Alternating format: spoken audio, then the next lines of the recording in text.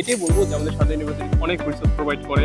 International স্টুডেন্টদের দিক দিয়ে যারা টপ দেশের বাইরে অ্যাপ্লাই করবো, যদি আমরা ভালো প্রপার গাইডলাইন পাই, এটা আমাদের সিএসসি অনেক অনেক গুরুত্বপূর্ণ একটা গুরুত্বপূর্ণ। বিষয়। হ্যালো এভরিবডি, স্টাডি ইন ইন্ডিয়ার আরো একটি ভিডিওতে আপনাদের স্বাগতম। আজকে আমার সাথে আছে আমার ডিপার্টমেন্টের জুনিয়র সুব্রত, মানে সেও সিএসসি তে পড়ে। তো সুব্রত, ছোট করে যদি তোমার পরিচয়টা দাও। আমি সুব্রত বর্মন জয়, আমি এসেছি বাংলাদেশের ময়মনসিংহ থেকে।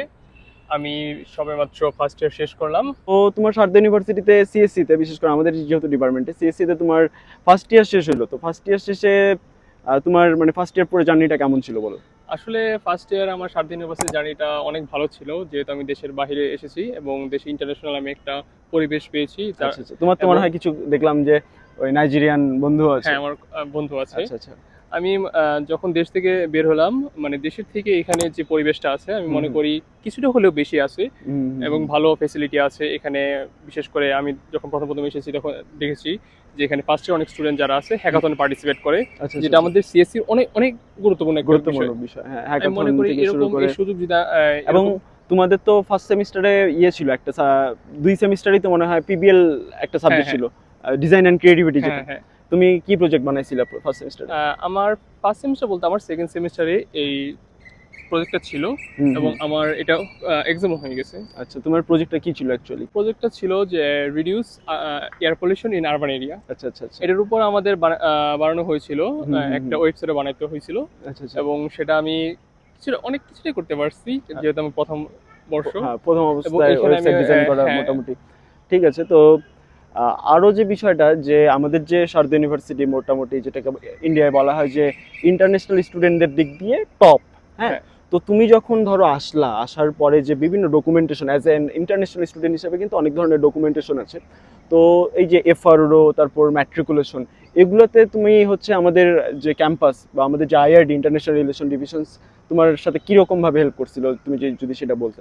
সত্যি কথা বলতে, যখন আমি সারদাতে প্রথম দিন আসলাম, আমার মেট্রিকুলেশনের দিনে এখানে যারা ছিল মানে অনেক সাপোর্টিভ ছিল। আমার কোনো প্রকার যদি কোনো সমস্যা হয়েছিল, প্রথমেই আমি তাদেরকে বলেছিলাম, সাথে সাথে তারা আমাকে একটা ভালো ফিডব্যাক দিয়েছে এবং যার কারণে আমার মেট্রিকুলেশন প্রসেসটা স্মুথলি হয়েছে।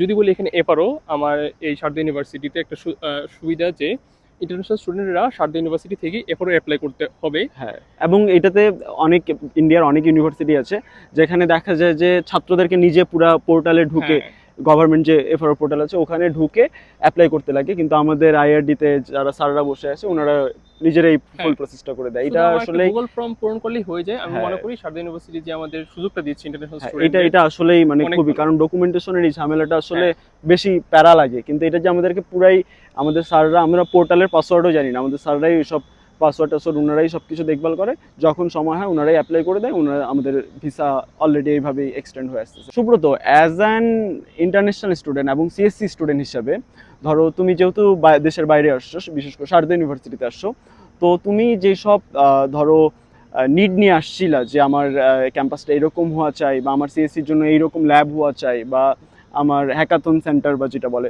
এরকম হওয়া চাই, তো তুমি আসার পর তুমি কি সবকিছু মিলে ফার্স্ট ইয়ার শেষে আর ইউ স্যাটিসফাইড কিনা? সত্যি কথা বলতে, যখন আমি দেশের বাইরে পড়াশোনার জন্য চেষ্টা করছিলাম, আমার চিন্তা ছিল যে বাইরে যে ইউনিভার্সিটিতে আমি পড়ি না কেন, আর সেখানে যাতে আমি ভালো সুযোগ সুবিধা পাই।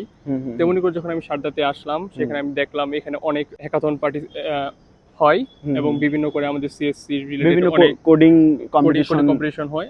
আমি এটাই বলবো যে আমাদের সারদা ইউনিভার্সিটিতে অনেক রিসোর্স প্রোভাইড করে এবং অনেক সুযোগ সুবিধা তারা দেয়, এবং যদি আমরা সেটা সঠিকভাবে ব্যবহার করতে পারি, শুধু আমি না, সবাই সেটা ভালো। কিন্তু আসলে আমরা আসলে একটু সময় আর কি কম পাই, কিন্তু আমাদের যতগুলো ক্লাব আছে, গেমিং ক্লাব আছে, তারপর ওয়েব ডেভেলপমেন্ট ক্লাব থেকে শুরু করে আরো অনেকগুলো ক্লাব আছে, যেগুলোতে আসলে ইঞ্জিনিয়ারিং সারাদিন 7-8টা ক্লাস করার পর হয়তো সেইভাবে সময় দেওয়া হয় না, তবে রিসোর্স প্রচুর আছে। এখন আমরা যদি এক্সট্রা টাইম যদি আরো দিতে পারি, তাহলে অবশ্যই সেটা আর কি ভালো কিছু হবে। তো আমি যেটা তোমার কাছে লাস্ট যে ইয়েটা করবো, যে তুমি তো অলরেডি ইউরোপ যাওয়ার জন্য অলরেডি এজেন্সির কাছে একটা ধরা খাইছো, হ্যাঁ।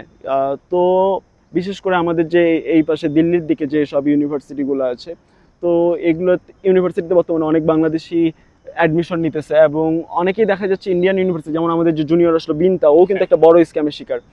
তো সবকিছু মিলায় তো যারা অ্যাডমিশন নিতে চায়, হ্যাঁ, হুম। তো তাদেরকে তুমি ধরো কি বলতে চাও বা কি? আমি এটাই বলবো, যদি আমরা কোনো শুরুতেই যারা দেশের বাইরে অ্যাপ্লাই করব, যদি আমরা ভালো প্রপার গাইডলাইন পাই, আমরা অবশ্যই সেই সুযোগটা ভালো করে ব্যবহার করব। বিশেষ করে দেখা যায় যে সাবজেক্ট চুজিং এর ক্ষেত্রে হ্যাঁ। অনেকের ডোমেইন পছন্দ আলাদা কিন্তু সাবজেক্ট নিচ্ছে আলাদা। হ্যাঁ। তো এটা আসলে হয় মূলত গাইডেন্সের অভাবে, হ্যাঁ। বা সঠিক আমি এটাই গাইডেন্সের বলবো, অভাবে। যদি প্রপার গাইডলাইন পাওয়া হয় তাহলে আমি মনে করবো সবারই এডমিশন জার্নিটা অনেক সুন্দর হবে। তো তুমি কি তুমি তো নিজেও এজেন্সি অ্যাভয়েড করছো, তুমি স্টুডেন্টরা দেখা যায় যে এজেন্সির খপ্পরে পড়ে অনেকেই স্ক্যামের শিকার হইতেছে, হ্যাঁ, যেটার বাস্তব সাক্ষী নিজে, তো তুমি নিজে, তো তুমি এই বিষয়ে স্টুডেন্টদেরকে তুমি কি বলবা? আমি এটাই বলবো, যদি আমরা দেশের বাইরে পড়াশোনার জন্য অ্যাপ্লাই করি, সর্বপ্রথম আমাদের উচিত যে প্রপার গাইডলাইন কোথায় পাবো বা হ্যাঁ, এবং ক্রস ভেরিফিকেশন ক্রস ভেরিফিকেশন সেটা হ্যাঁ। অবশ্যই প্রথমে করা উচিত।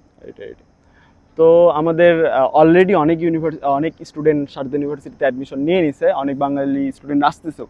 তো তুমি আমাদের আপকামিং স্টুডেন্টদের জন্য কি বলতে চাও? এবং অনেকেই দেখা যায় যে যাদের বেশি কোশ্চিন আসে আমার কাছে, সবাই ম্যাক্সিমাম সিএসসি নিয়ে পড়তে চায়, হ্যাঁ, তো এই সিএসসি নিয়ে পড়া নিয়ে এবং আমাদের যে আপকামিং স্টুডেন্টরা আসতে চায় তাদের উদ্দেশ্যে তুমি কি বলতে চাও?